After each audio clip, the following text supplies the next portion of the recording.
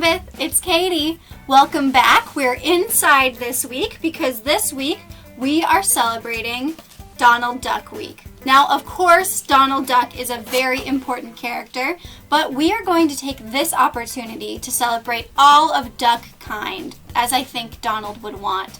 So let's start off with a fun fact. Can you read it from here? I'll go get it just in case you can't. It says, did you know that ducks eat rocks? Isn't that crazy? Ducks eat rocks because they help the ducks to digest their food. So they eat a few every once in a while, teeny tiny pebbles that they keep in an organ in their body where their food can get mashed around by the pebbles. And that's what they do to help digest. That's kind of weird, isn't it? I don't recommend that any of you eat rocks because we don't have that special duck organ that helps us to digest food. What we're also going to do today is a science experiment, a craft, and finally I'm going to show you guys a special musical instrument that you can make at home. So let's get started with our experiment. Today we're going to be talking about ducks in water. Now, ducks live in every continent on the world except for on Antarctica, which means that they have to live way up north and pretty far south where the water can get really cold.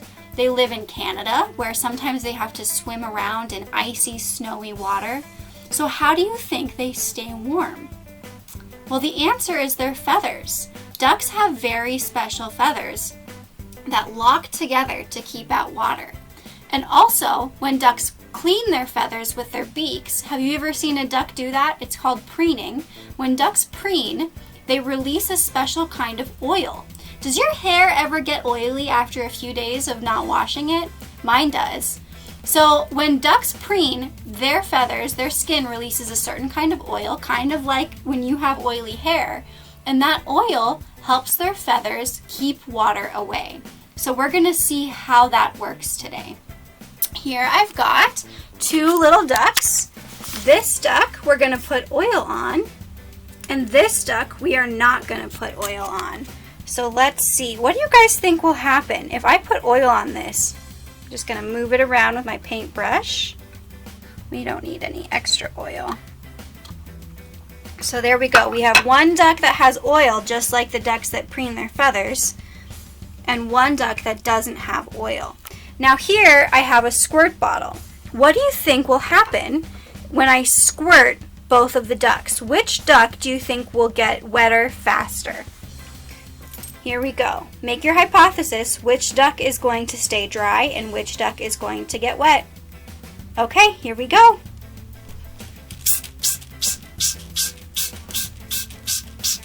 Squirting away. All right, let's see. Now I'm going to squirt the one with the oil. Let's go ahead and compare. What's the difference?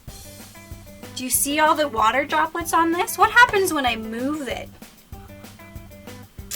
Oh, that water just falls right off, doesn't it? What about over here? Oh, see how that is so wet now? Now, to be fair, I'm going to go ahead and give this a lot of squirts because I squirted the other one a lot. There we go. It still runs right off. Now let's see what happens when I pick up these pieces of paper. Here's the duck with no oil. Oh, see how that wrinkled so easy? It's so crinkly. This is not a very solid duck. So I would say that duck got pretty wet. Now let's look at this one. Oh my goodness. See how that one doesn't want to bend? This duck is still kind of like paper, even though it got oil on it. It's still pretty solid. Interesting. So this one you bend really easily. It's hard to even separate it after it's bent. And this one is still like paper. It's harder to bend. So there you go. That was a pretty interesting experiment. What we saw, our hypothesis, Well, my hypothesis was that the oil on the duck would help keep the duck dry, even though oil feels wet. We did our experiment, which was squirting water on the duck.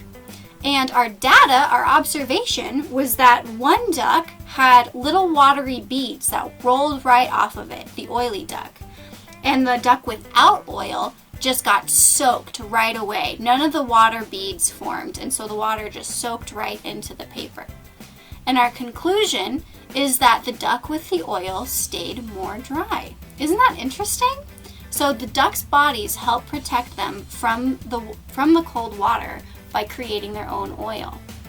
Now, some of you may have heard about oil spills. That's when big boats or pipes carrying oil from one place to another break and they spill gallons and gallons of oil into oceans or rivers. And birds, like ducks, can get covered in that kind of oil. That kind of oil is really bad for the birds. Do you remember how I talked about how bird feathers zip together like this, especially duck feathers? Well, when that kind of oil gets in their feathers get all clumped up like this, so they can't zip together. And when the feathers can't get zipped together, the oil and the water come right in and the ducks can freeze. That's why that kind of oil is really bad for ducks. But duck bodies know how to make just the right amount of the right kind of oil to keep them safe and warm. It's pretty cool. So let's see. Next up, we are going to make a duck beak. Do you want to see what I mean? Here it is. What do you think? Can you believe you can make this duck beak out of just a piece of paper? Let's go ahead and check it out. Sorry if the quality is a little bit worse. Now, just so you know, in order to make this duck bill, we have the instructions in your packet for Friday. So check out your packet to make this on your own, or you could follow this video.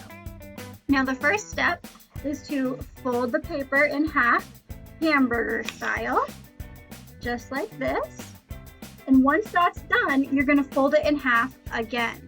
So you're going to take the closed end and bring it to meet the open end, just like this. Then you're going to open it back up, and you're going to take your two open corners. So see how this is the open corner? And you're going to fold the top corners to meet your line, just like that.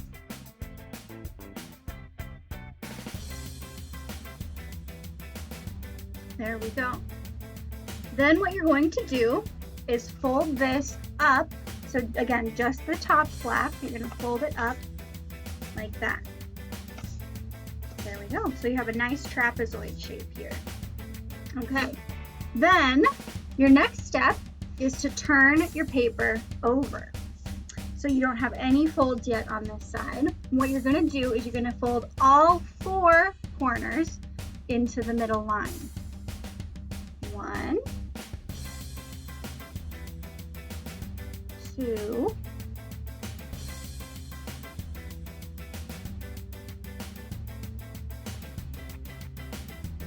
3,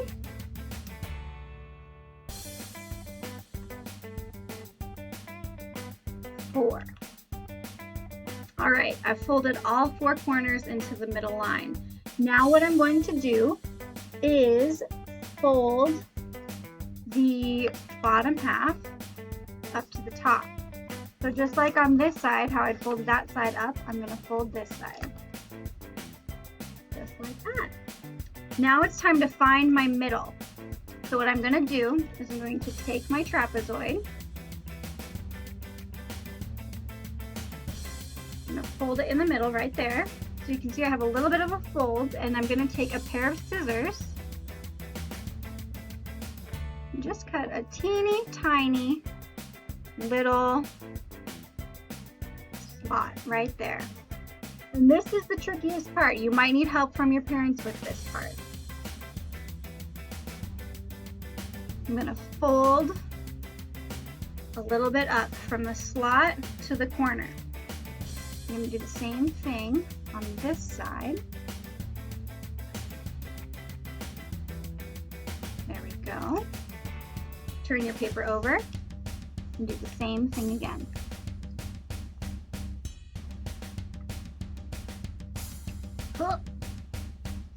can be tricky sometimes. There we go. All right.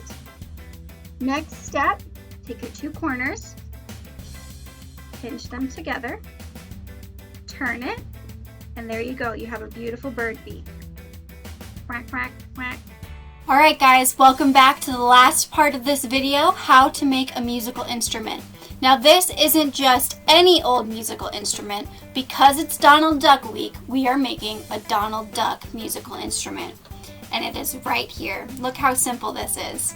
All this is basically a kazoo. So I take this, I put it up to my lips, and Donald Duck comes out. Sounds like he's pretty angry today. So yes, this is really easy to make. I'm actually not going to show you how to make it. You can look in your packets on Tuesday for instructions. So I will tell you what you need to do this activity, and you can come down to me and ask me for any of these materials. All you need are 2 popsicle sticks, 1 toothpick, 2 rubber bands, and a little piece of paper. It's that simple. That's all it takes to make this musical instrument. So there you go. You know now how to talk like a duck, how to look like a duck, and why ducks stay dry in the water. It's a really cool activity packet this week, guys. I hope you try it out and have a great time. Let me know if you have any questions, and if not, I'll see you next week.